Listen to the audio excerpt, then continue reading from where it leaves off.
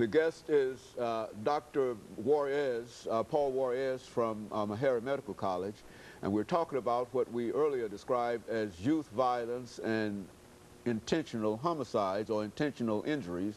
And I think we've more than anything broadened that topic from simply youth violence to talk about societal violence in a real sense, Doctor. And so let's continue our discussion here, Doctor. Well, one of the things that I've learned to really appreciate is that dealing with violence, youth violence in particular, from again, a healthcare perspective, we use the public health model and a public health approach, and it provides a way for, and that's why it's called intentional injuries rather than just violence, is that we can understand that the outcome often results in an injury, and that injury was intentionally inflicted, and then using the public health approach, we try to break it down to look at what were the causes of this. Now, some of those causes may be personal, behavioral aspects. Somebody was, again, it could have been, again, got into a fight, they were angry, or there was a bad, it was a crime or something involved.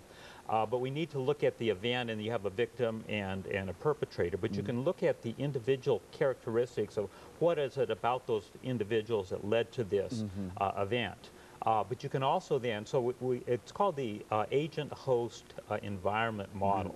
And so the host is the individual, either the victim or the perpetrator. The agent is the mechanism of injury. How did the actual injury occur? Was it a knife? Was it a blunt instrument? Was it a gunshot wound? And then so you can isolate it and look at, is there something you could do to target that to prevent the injury from having occurred? And then the third component is the environment. And how do you look at environment? Either the physical environment, is it in a, an area that, has, there's no lighting and it's a dark area where people can congregate and you get drug selling, or just makes it more likely for crime to occur, somebody getting mugged, etc. Or is it a park? What is it about the physical environment? Is there something about the social environment as well? So it's this combination of breaking it down and looking at the different aspects of intentional injuries to see, is there some way we can prevent it from occurring? And so that's been my focus, is really looking at prevention. Very good. So one of the things that I've been fortunate, I've got a grant funded from the Centers for Disease Control and Prevention to really address this problem of youth violence and intentional injury. And one of the things that we've been able to do is establish, we have several research projects, and I've got collaborators both here from Tennessee State and Vanderbilt that are working with me on that. We have some things going on in the school, some things in the community as well. But one of the real, things that I'm excited about is we also established a community coalition, and it's called the Nashville Community Coalition for Youth Safety. And we have really been able to engage the public sector. We've got the academic community. We've got a lot of community organizations and just individuals who are interested and wanted to be part of this involved. We have over 300 people now. And it's something that we've had some strategic planning, and we've had youth. We get youth involved in helping us to see their perspective. We think it's very important to have the youth voice in the mix. And so they've helped us guide our, in terms of approach. And so one of the things that's come out of the discussions that we've had is we have 3 work groups. One that focuses on youth safety, a second one that focuses on mentoring or caring adults, and a third one that focuses on job training and work opportunities. And so we're using those 3 areas to prevent youth violence. And they all have different, they're all important. Youth violence has multiple causes, and so we need to have multiple interventions. But getting the community involved is a really important part of this. And so there is a societal kind of thing that we can do other than, and I think that this would be less expensive in terms of what we're trying to do by just taking this drug gang situation being the cause of everything and et cetera. Speak to that about how expensive it is again, to try to incarcerate someone for a year, I think the cost is, I think it's $40,000 to $50,000 now, which is about the same as college tuition.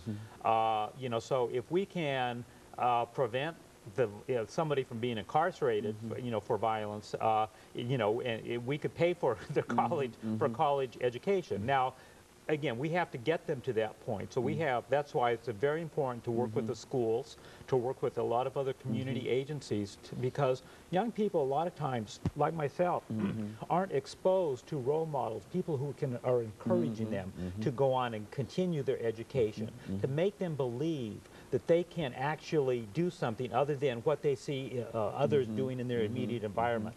And so we're really, one of the, again, the goals that we have through this coalition is getting caring adults and linking them up with young people. And we've got some major initiatives now that we're working on to do that. We've got a lot of the community agencies that do that. In fact, Tennessee State is one of them through the service learning program. I've talked to Dr. Sue Fuller about seeing if there's ways that we can actually link up some of the freshmen, because hey, you have service learning responsibilities for all students that are here at Tennessee State, and see if we can link them up with young people as they start high school, and let them progress together. You know, you have a college freshman who's mentoring a high school freshman, and letting them go through this process together and talk and communicate and see what that's about, see what college is about, so that they develop not just the hope, but they can see themselves actually doing it. And I think that's really an important piece, is that we have to provide the opportunities for young people to see that they can actually, you know, rise above, you know, the situations, that there are resources out there, and there's a lot of caring, good people out there that will help them. And so that's part of what we're trying to do here is, you know, through the, again, call it mentoring and providing support for young people and their families, because it really is a family. You know, we have to affect the whole family to help youth, you know, really to develop some, you know, these sorts of aspirations. You know, before we get off this, Doctor, let's have you to say something in reference to Meharry Medical College, especially dealing with the area that you're involved in, and how that area is able to support what Meharry is doing now. All right.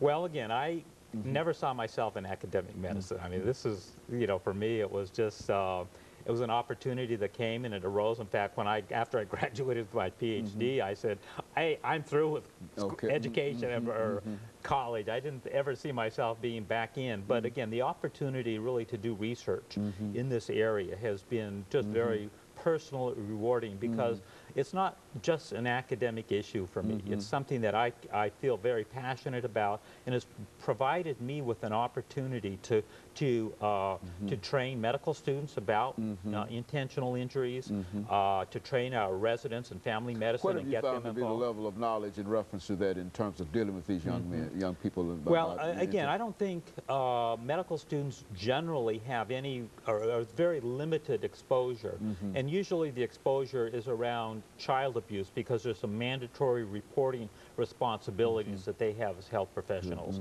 and the same with intimate partner violence. There's been more attention given to that area in recent years. But in terms of youth violence, they often have no understanding of what the problems are or what their role is. And so part of my responsibility is to help them understand that when they see a young person, they need to ask questions to see if, again, if they're being bullied at school, to see if they're if they're threatened on the way to school and after school. Who do they hang out with? Are their friends in gangs or gang involved, or their siblings? Because if they are, it increases their risk for getting involved in activities that may lead to them being either a victim or a perpetrator of violence. And so it's very important for a medical student to be able to make that assessment, not that they're going to treat them in that sense, but they can help either through counseling and guidance, or through a referral to community programs. And that's part of what we do, is help them. We give them a directory. We work with the Oasis Center that's created a directory of youth services here in Nashville. It's called the 411. So we actually provide that to the students and our residents, so that they know that there are other agencies and people out there that they can refer youth to who may be in need. Very good. And of course, Dr. Warriors, let me, over this last half minute that we have here, thank you for bringing us that excellent information by, and I'm sure that those individuals who had an opportunity to hear what you had to say this morning will have a new understanding and a broadened understanding. And I certainly have a broadened understanding of this whole idea of intentional violence and how we might be able to affect effectively deal with it in a real sense outside of the fact of dealing only with games and with drugs and et cetera. And of course, we want to thank you for that. And let me encourage our audience to tune in again next week for another informative